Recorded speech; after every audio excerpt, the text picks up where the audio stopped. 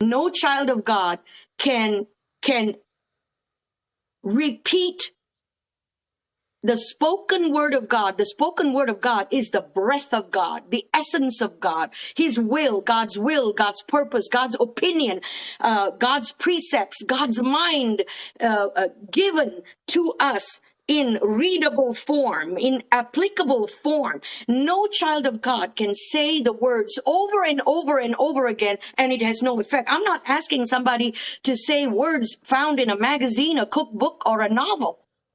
You're talking about the word of God, which is very different and powerful compared to the 1,000 million books that people have written. You can repeat all those words, not going to have much of an effect. But if you go to the word of God, you declare the word of God, which has creative power. The word of God has creative power.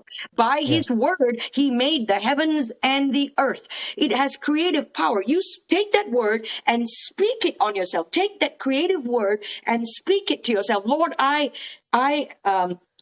do not want you to hold anything against them. They do not have a debt against me. I'm not saying they never did anything wrong, but right now they do not have this debt against me. Now, don't let the devil come and say, well, do you feel better? No, you may not feel better for months, but you keep relentlessly hitting that wall of Jericho until it falls.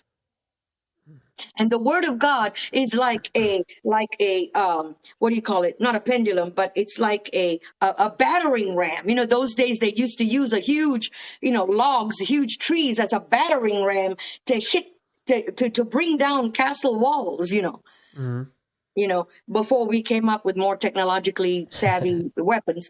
And the word of God, I compare it to a battering ram.